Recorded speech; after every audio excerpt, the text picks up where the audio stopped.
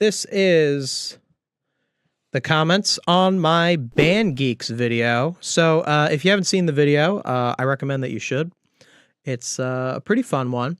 And it's a video that went over Band Geeks. It talked about why was as good of an episode as it is. I went through and I deeply analyzed it. But I went through from the premise of what does it mean for something to be so larger than life? You know, what are the things that it does? Because we all know, like, Band Geeks is like the perfect SpongeBob episode. It's like the big SpongeBob episode. Oh, Band Geeks is so good. But what does it actually do that makes it do that? And I also talked about how SpongeBob as a show, it isn't really taken too seriously. Because even though we look at Band Geeks, we're like, Band Geeks is the top SpongeBob episode. Is SpongeBob really taken seriously in a way that it should be, or is it seen as just a silly kid show? Remember when Sweet Victory was supposed to be played at the Super Bowl in 2019, and it was just like a little clip, and it like everyone was mad about it? I talked a little bit about that.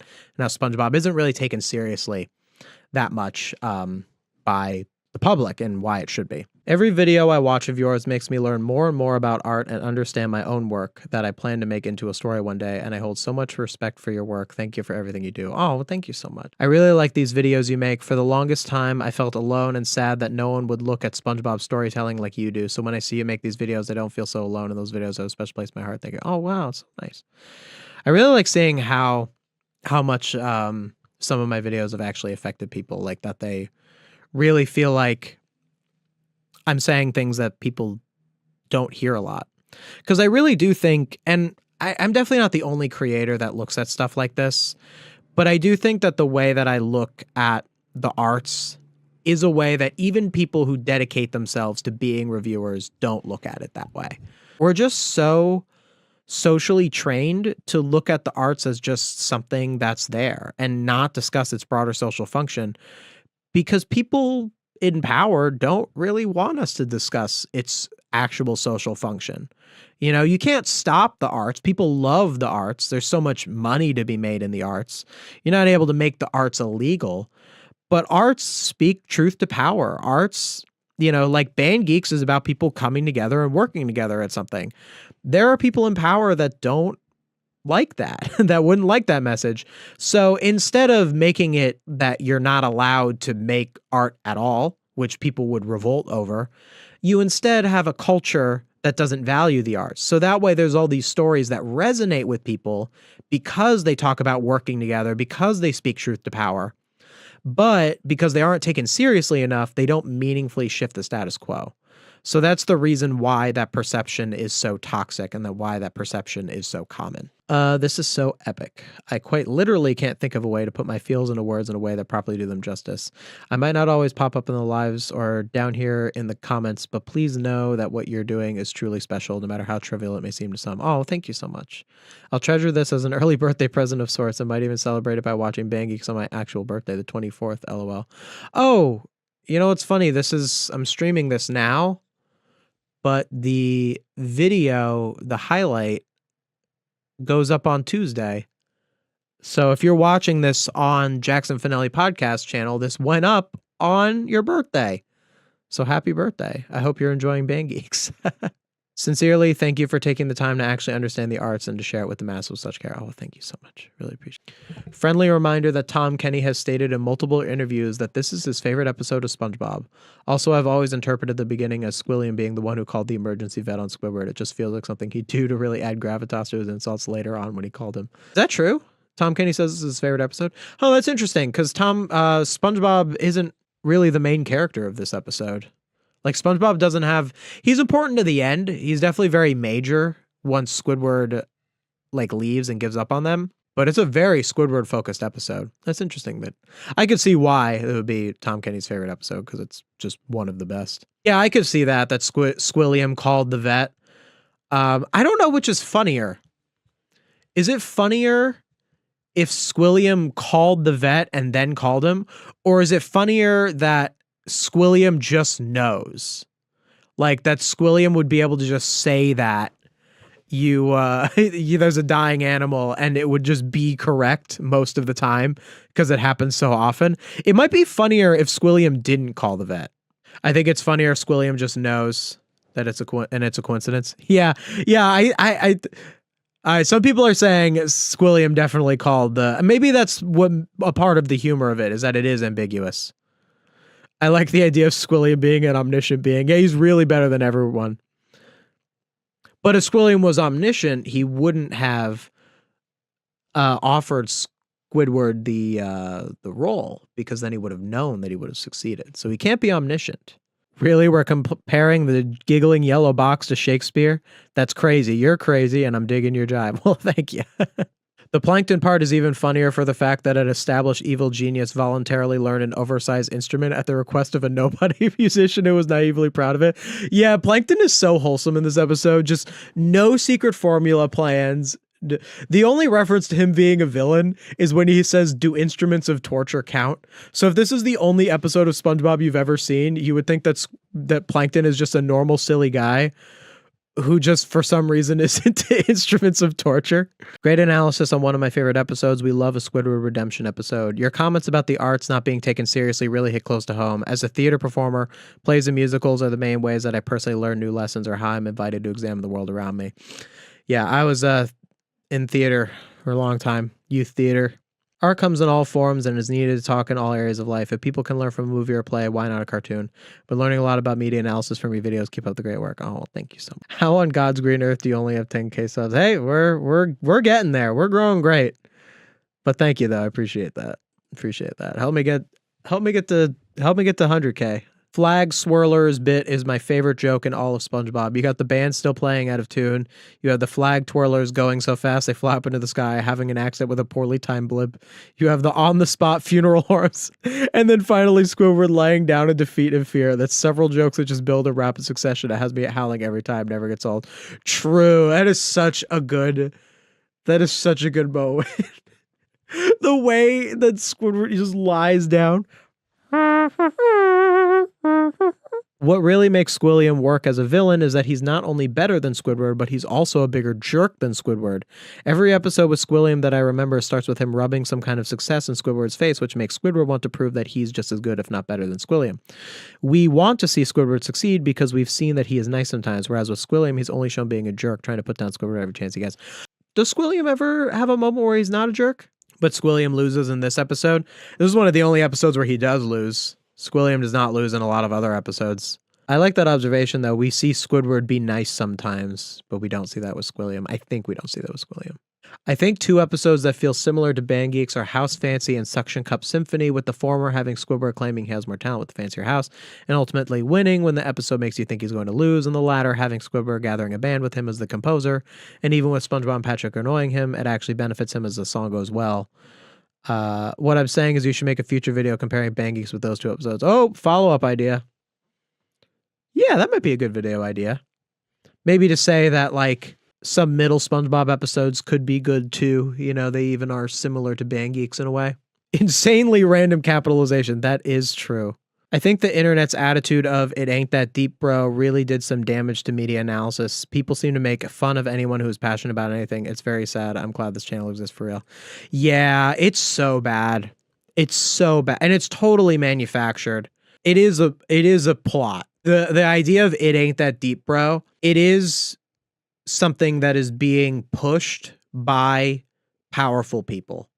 There are powerful people in the world who want you to think it ain't that deep about the arts. I do believe that. I believe that very strongly. That this is not a natural, like, human, oh, we just go. I think it's the opposite. I think naturally we actually care. And we have to be made to not care. We have to be manipulated to not care. And I think that's what "it ain't that deep, bro" is. I believe it is manufactured. With all this talk about lessons in your videos, I'm curious what you think about widely praised cartoons that are almost solely comedic, specifically shows like Looney Tunes, Hanna-Barbera, and Tom and Jerry. Would you say they have some kind of subtle lessons, or is it just the kind of storytelling those studios excel at? I actually responded to this one because I had a good response to it. I like the way this person asked this question because they asked it very, they asked it very nicely.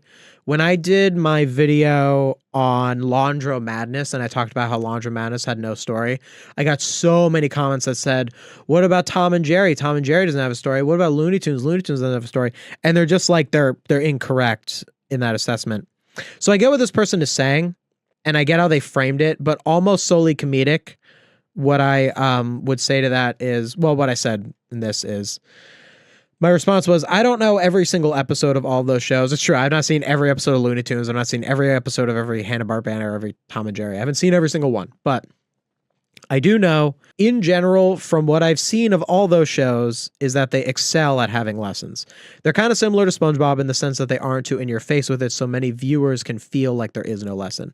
So, yeah, so like things like Looney Tunes, Tom and Jerry, and Hanna-Barbera. Hanna-Barbera is like Flintstones. Later on, like Dexter's Lab, that's like Hanna-Barbera. That's like their whole, that's their deal. These are shows that were very based on comedy. They had, I wouldn't even really put Hanna-Barbera in the same thing. I say Looney Tunes and Tom and Jerry are very close. Hanna-Barbera is a little different. So I say with Looney Tunes and Tom and Jerry, they had very little dialogue.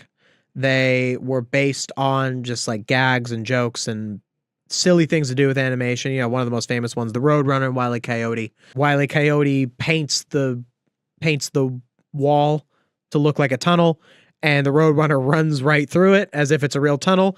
And Wile E. Coyote's like, huh? And he runs into the tunnel and he smacks into it. That's the classic joke. But Wile E. Coyote and Roadrunner is a specific story. It is supposed to be about someone who is obsessed with trying to hurt another being, you know, the Roadrunner, and doing all these convoluted things in order to hurt this other thing, and ends up getting hurt itself in the process. That's the point of Wile E. Coyote. There's actually a famous image of a list of rules of the Wile E. Coyote writers or the animators that, like, there's a couple of things in there where it's like the Roadrunner is not allowed to directly hurt Wile E. Coyote, or Wile E. Coyote's pain has to be from his own shortcomings. So when you look at stuff like that, you see how even these like simple cartoons are really, they really do value story. They really do value lessons, because those things do teach a lesson when you actually value what those things are. But you actually don't really see it unless you really think about it, but you absorb it. You absorb it. And in a lot of ways, that's really all that matters. But you can actively delude yourself into thinking that things don't have story. And that is the point where you run into problems. Like, someone could just be neutral and not really think about stories and how they affect them, and the stories will end up affecting them anyway. Or there's people like me who are really aware of how stories teach lessons, and that fuels us as, you know, our moral compass. You look at a story and you either choose to accept or reject the premise of the story and the lesson it's trying to teach. Usually accept, I would say, because most stories do have good lessons. Stories that would have bad lessons wouldn't really work very well. They wouldn't be very entertaining. Yeah, it's the whole thing with you might not have noticed it, but your brain did. Exactly. But you can make yourself believe that things don't have lessons. And usually the reason that people do that is because they hold bad beliefs themselves, and they will make themselves believe that the stuff that they like doesn't have a lesson, because if they accept that lesson, they're going to have to examine the things in their own life, which they're not going to want to do. The point about art teaching thoughtfulness and the medium it's presented in being a deciding factor on if that is accepted by the public is actually so right. I see this so often with video games, since like cartoons, they're often seen as simply a waste of time. Yeah, we culturally really need to look at video games differently. You can sink a lot of time into video games if you get too into them. It can totally happen. But because of that one specific pitfall of video games, a lot of people demonize video games as an entire medium, but video games can be so good for you in terms of problem solving, in terms of learning about teamwork. Oh, hey, the person left this comment in the chat. Hey, I like your comment. I also have a gaming channel, the Game Cubicle. I haven't given it a lot of love lately. I am trying to do a little more with it, but I do have a very strong appreciation for video games as well and what they can do. Video games are a little different from narrative media because video games don't actually have to have a lesson per se. They always do have a lesson, because to be good at a video game, you have to be disciplined. That's already a lesson right there. In order to win any video game, you have to improve as a person. So you're already learning a lesson. So in a way, every video game does teach a lesson in that regard. There is also a similar thing with like some video games can be more shallow than others. If you look at these, mobile games where you have like all like the little mini guys with like the +10, you see all those. Mobile games are designed where you basically always win with very little thought. So they are the shallow episode of video games. Even games as simple as tag have an important role in society. It serves as physical exercise, a form of teaching kids respect for each other by obeying rules when set in place. But back during prehistoric times, it also served as a lesson for hunting behavior, both as prey and predator. That's interesting. I didn't think about that. I do think about that a lot with like sports, like why playing sports has social value is physical activity and teamwork and following rules. Video games is another one with that, following rules, understanding how to work within rules and strategize around them. That's a great thing with video games. The same thing applies to video games. Think of Animal Crossing, which teaches lessons like financial responsibility, social behavior, and that sometimes people are just jerks and you should avoid them. And all games work as a form of stress relief, even rage games like Getting Over It, since it can give you a target of your rage and let off some steam in a healthy way. But people don't respect any of them because they're seen as a time waster compared to working. Yeah. Oh, good analysis compared to working, because I said that too. I said that the arts are seen as something that we do while we're not working. Did a little bit of a socialism there, just a little bit, kind of the bourgeois have us, we don't like to really think about our arts. They're just something we do when we're not serving capital. I didn't want to I didn't go that nuts with it. I wanted to make it a little more palatable, for the normies and whatnot, but that's kind of what I meant. Congrats on 10,000 subs. Thank you for being part of getting me there. Yeah, anyone who has subscribed to me, thank you for getting me to 10K subs. Thank you so much. Really appreciate it. Also, what an appropriate video to post right after I got 10K subs, huh? Sweet victory. I think that was really wonderful that it lined up like that. I actually got to 10K the day before it dropped. I was hoping it was going to come out and then I would get 10K subs like on that video, but I actually got 10K subs the day before it came out. I still kind of wish the Super Bowl had simply played Sweet Victory. No direct acknowledgement of SpongeBob was even needed. Just treat it like any other musical performance. It was the right band for the song, after all. It wouldn't have turned away the people who shun animation, but it still would have felt powerful. The people who recognize it know why it's being played. Yeah, I agree. You wouldn't have even had to show SpongeBob. If you just played the song at all, we would have gotten it. I do agree with that. Maybe it would have been cool to show a little SpongeBob, to have maybe have someone in the costume, like it's that red costume like from the show. But yeah, I would have been fine with that. Who was the band? I don't even remember who the headliner was back then. Apparently it was the right band for the song. I don't know who it was. I think this is something writers can really make better use of, particularly myself, taking one theme, telling multiple jokes about that one theme, repetition with different angles. Yeah, so they're referring to the part of the video where I talked about how in Band Geeks, all of the jokes in Band Geeks are basically just communicating that this group of people are getting in their own way. That's it's not every joke, but it's like a majority of the jokes, especially in the middle section, is just, I went over it where I put them in a row where it's like this joke, this joke, this joke. They're all saying the same thing, but they're different jokes. And I think that is something that a lot of writers could really benefit from thinking about, because if you're a writer, you might be tempted to not want to give the same message more than once, but you actually can. You just have to tell it in a different way. You just have to do this. You have to just do things differently. I noticed that actually the first time I watched the show Barry on HBO, where I noticed that throughout Barry, there's so many different characters and different storylines, some of which don't even connect with each other. But you'll notice that thematically, they're saying the same thing. I'm like, oh, this scene is this story, and it's saying the same thing as this other scene. And I think that repetition and that reinforcement is really important in writing. And a lot of times as writers, we think, no, everything has to be different. We have to always be doing a different part of the story. There are a lot of South Park episodes that are just one joke told over and over, but in different ways. I wouldn't even notice that, that's kind of how they do it so well that you wouldn't even notice that it's the same joke, because it's different ways. Yeah. I got two things to say. I would like to see more videos like this. It was super fun, super engaging, and super inspiring. It made me realize that maybe I should put more humor in my writing.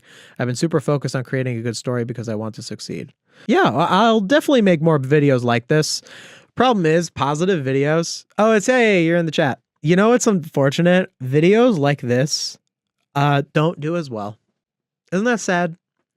Like videos like this, and I talked about this in my video where I talked about the good episodes of Modern SpongeBob. Yes, I don't just bash Modern SpongeBob. I actually have a whole video where I talk about how good Modern SpongeBob is, or how good some episodes of Modern SpongeBob is. I wouldn't say it's good as a whole. Videos like this don't usually do as well, and I am a little less encouraged to make them because this is a part of my income is this channel. It's a pretty major part of how I pay my bills at this point. It's crazy that that's happening, but I do have to consider that. Now, when I do make negative videos that are a little more spicy, they do have a lot in them. Or now, even with the Krusty Krab videos that are more like big concepts, like every time the Krusty Krab was destroyed, or if I did one where it was like every time Plankton gets punished, you know, any sort of like every time a SpongeBob character goes to jail, you know, like if I do those could be very like content farmy videos if another creator did them, like Sponge Truths. But when I do them, I talk about the story elements, I talk about all these things that matter. So even when I do a video that's a little more negative, just know I keep this positive stuff in there. I just need to know, I just need to have enough consistency that I know I'm getting eyes on the video so that I can keep the business going, you know? But every so often I do want to do videos that are just purely positive. I'd say probably the next video that's just talking about how great a classic episode is, probably going to be a chocolate with nuts video. I've been thinking about it for a while. One more thing, you explaining the Band Geeks in the humor segment reminded me of a similar episode, Chocolate with Nuts. In that episode, I think the humor of that episode illustrated strong relatability too. Yeah, I should do a Chocolate with Nuts video. That's going to be the next. That's so funny. I was just talking about Chocolate with Nuts and you mentioned it in your comment.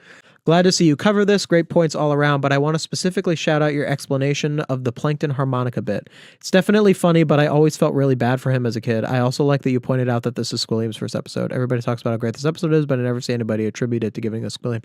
Huh, interesting.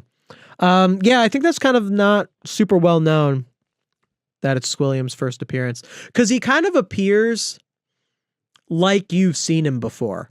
You know, like Squilliam doesn't really give that vibe of that he's a new character. There is a little bit like he goes, Squilliam, fancy son from band class. Like it does kind of, that is kind of the beginning, the first time we see the character kind of dialogue. But yeah, it's not some big introduction. Like if you watch Plankton, the first Plankton episode, you can tell that this is Plankton's first episode. The joke making fun of no one but applying to everyone is some new theory to me. I need to make note of that. This is referring to, I said this about the Plankton harmonica joke. So the Plankton harmonica joke doesn't make fun of any person because there is no human being who is the size of Plankton. So there's no person on Earth who's ever tried to play a giant harmonica or who is tiny and tried to play a normal size harmonica and had the same experience as Plankton. So you're not making fun of any person. No person has ever experienced that. But we all relate to Plankton because we've all been in that situation. So like maybe you're someone who tried to play the guitar, but your skin is sensitive, so it hurt to play the guitar. So you learn to play the piano instead. That would be someone who would relate to Plankton because Plankton tried to play the big harmonica, he couldn't play it, and they got him a tiny piano. That joke doesn't make fun of you for not being able to play the guitar because you have soft skin and the strings hurt your fingers.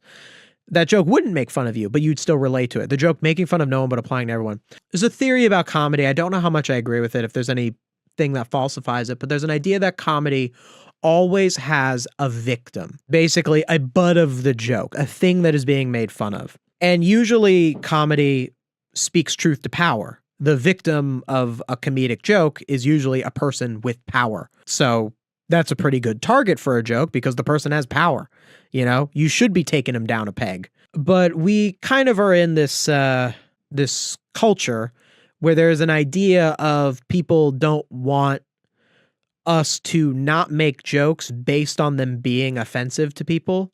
Like people are like, oh, you can't get offended, you know?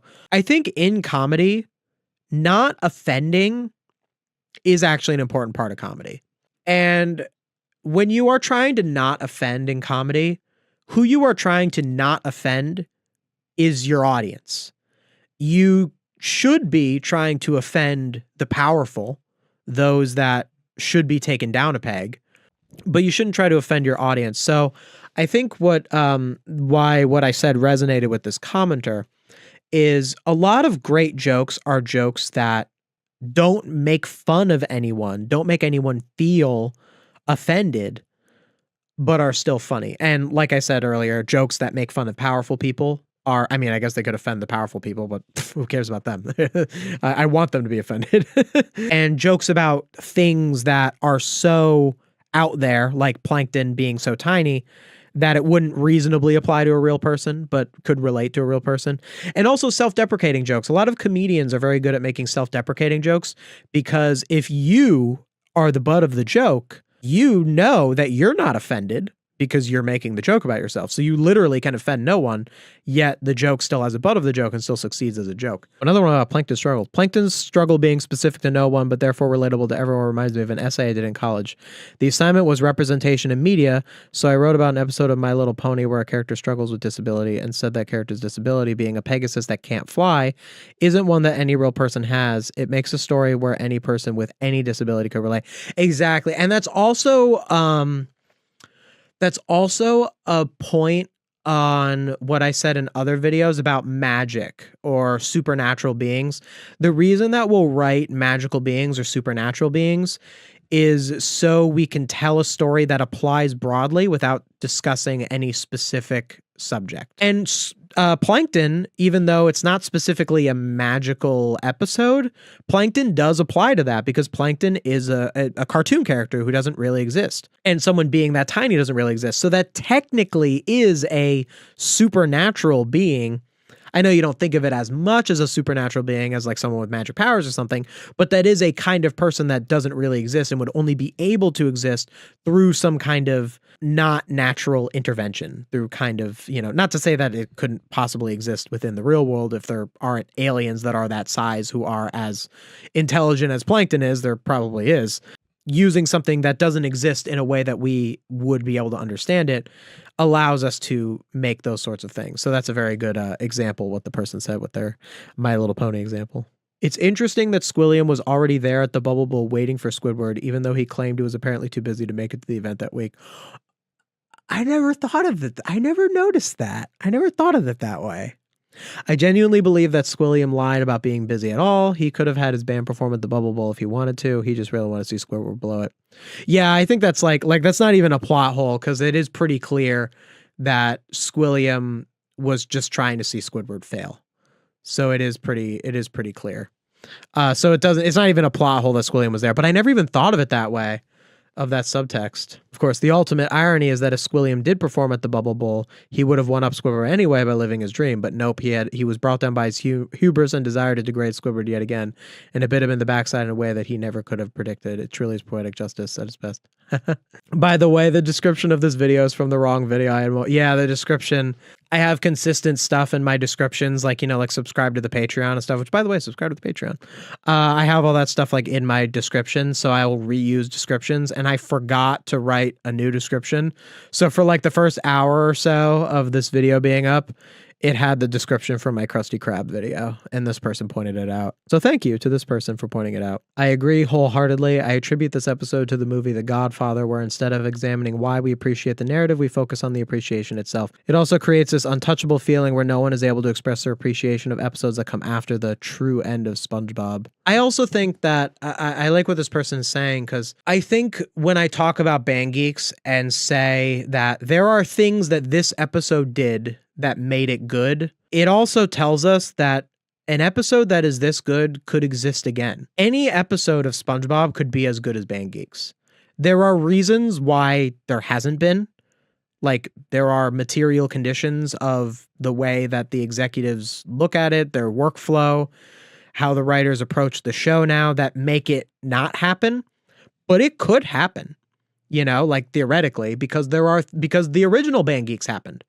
So there could be another episode that could be that good. While I know no one truly believes like, oh yeah, Band Geeks just magically appeared and no other episode will ever touch it, we do kind of fall into that. We do kind of fall into that sort of belief when we don't really examine it.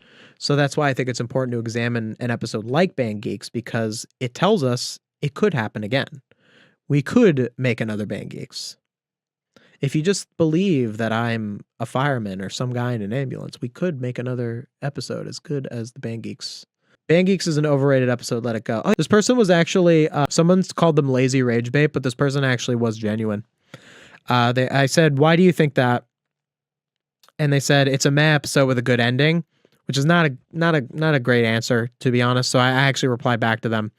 And I said, what elements of the writing make it come off as meh? I'm sure this is probably rage bait. This is before they replied before, so I thought it was rage bait. But I really am curious if you have an actual negative analysis of the episode, because I would love to hear you out if you're serious. Saying that Band Geeks is everybody's number one SpongeBob episode ever doesn't make sense for me when the entirety of season 1 is better than Band Geeks. Also, if Squidward wins at the end of Band Geeks, why does he still fear Squilliam and Squilliam returns? So this is not really a criticism of the episode's writing, especially because you're talking about another episode. If you're saying that the continuity doesn't make sense, because in the next episode, Squilliam isn't afraid of Squidward because Squidward, like in Squilliam Returns, Squilliam shouldn't treat Squidward badly because he succeeded. I think that could make sense. Squilliam would want to double down. He would want to, like, Squidward is still a cashier even after Band Geeks. It didn't lead to anything else. So Squilliam would probably even more want to put him down at that point. So I have an answer for that question. When the entirety of season 1 is better than Band Geeks, I mean, I guess at that point it's just subjectivity. Like, season 1 is a lot simpler. Its stories are a lot simpler. So if someone is a really big fan of season 1, I could see why they would like a lot of season 1 episodes more than Band Geeks. Not to say that Band Geeks is incredibly like high concept or anything. But I could see why someone would be like, yeah, Bubble Stand really resonates with me because it's just a couple of guys chilling and blowing bubbles. And they love that that story did so much with so little. And something like Band Geeks that has this big ending with this big performance might not be to their personal taste the same way as something like Bubble Stand is. So it really just comes down to a matter of personal taste. Yeah, because I don't really argue that anything is like objectively like the best episode. I called it a perfect episode. I guess nothing is perfect, you know, but like I do actually have a specific threshold for when I call something perfect. While nothing is ever perfect, there's a way of saying perfect that still matters. And I think Band Geeks fits that. I think Dying for Pie fits that. I think Chocolate with Nuts fits that. You know, I had someone ask me in another stream where they were like, well, what's your favorite episode? Chocolate with Nuts or Band Geeks? And it's actually neither. It's actually Dying for Pie. Dying for Pie is my personal favorite episode. Not to say that Dying for Pie is a better episode than Band Geeks. Not to say that Band Geeks is a better episode than Dying for Pie. When things get that perfect, saying which one is better or worse than the other is... it's almost pointless at that point. There's a point where we can say that some things are better than other things. Like a perfect SpongeBob episode is better than an imperfect SpongeBob episode. I can say that Grandma's Kisses is not a perfect episode. It's still a good episode. And then I can say that Slide Whistle Stooges is a bad episode. So there are differences. I'm not saying every work of art is equal, but when things get to a certain level, it's really hard to compare them. You know, like there are so many, like, am I really going to sit here and say that season 1 episodes, I'm going to talk about some really great season 1 episodes, you know, Rock Bottom, Hooky, Bubble Stand. Like, am I really going to sit here and talk about these episodes and be like, oh yeah, but like Band Geeks is better? I'd have to find something wrong with those episodes. But I don't want to find something wrong with any of those episodes. I think that they're all, you know, perfect. I guess Rock Bottom I had a little bit of a criticism of, and I talked about it in Bizarro Bottom, but Rock Bottom's still a really solid episode. Nobody outside the US would feel a connection to Band Geeks as the Super Bowl is extremely Americanized.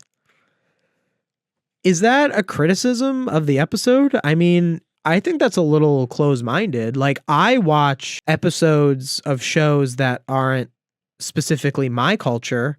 Like, if I watch Bluey and there's all this, like, references to Australian culture in Bluey, I appreciate that. So, like, if someone outside of the US is watching Band Geeks and they see that they perform at a American football stadium, which is what they would call it outside of the US because football is soccer outside the US. If it's an American football stadium, they would go, oh, that's like a big cultural. Also, the Super Bowl is international. Like it's American teams, but the Super Bowl is known outside of the. Am I incorrect in that? I'm pretty sure the Super Bowl is internationally known. But even then, you can understand what's going on. They're at a sports game, whether it's a soccer game, whether it's a football game. I'm German. I connect with the episode. I've never seen Super Bowl. Yeah, the point is that it's a big performance for real people in the middle of a sporting event. And it being a sporting event makes it more normal, you know, because I said like how they're performing for our world, for people. Like when we see the football fans, like those are down to earth people, you know, those are the salt of the earth people. I know nowadays, especially at the Super Bowl, the people in the football stands are not your average salt of the earth people. But in SpongeBob, in Band Geeks, the shots of the people in the stands is meant to be, these are the salt of the earth people. It's you. It's you. You are the common man watching this performance and resonating with it. It's not just a US thing. How can an episode like Band Geeks be flawless if I could list a few flaws right off the bat? Well, I mean, I'm not saying that Band Geeks has no flaws. Doesn't have any flaws that I can see. I don't, and I'm pretty critical. I don't have any that I identify. None of these are flaws. Another episode you liking better is not a flaw. If you like I said, or another person in the chat said, Dying for Pi is my favorite episode. I like Dying for Pi more than Band Geeks. I just personally find the whole pie being a bomb, it just resonates with me. But someone who is like a big music person would probably like Band Geeks. But just saying that there are season 1 episodes that you like more than Band Geeks is not a flaw on Band Geeks' part. It's just your personal preference for those season 1 episodes. And one little like slight plot hole, that's not a flaw. What I view as rage bait is saying that Band Geeks crafted a perfect narrative. The episode is nowhere near perfect, average, or best. Would that be rage bait? I would say it's the opposite of rage bait. I would say that I am baiting you to watch the episode. I mean, I'm not baiting you. Baiting implies that I'm not giving you what you want. I think I'm trying to get people to watch the video based on how much they like the episode, not that they're angry at something. So that would not be rage, because the majority of people who are clicking on this video are rage bait would mean that you make a video and the majority of people who click on the video click on it because you made them angry. That's rage bait. Now, there could be someone like perhaps yourself who is angry that I called Band Geeks a perfect episode, but you're not the majority of the people who are viewing the video. And that's certainly not my intention with it.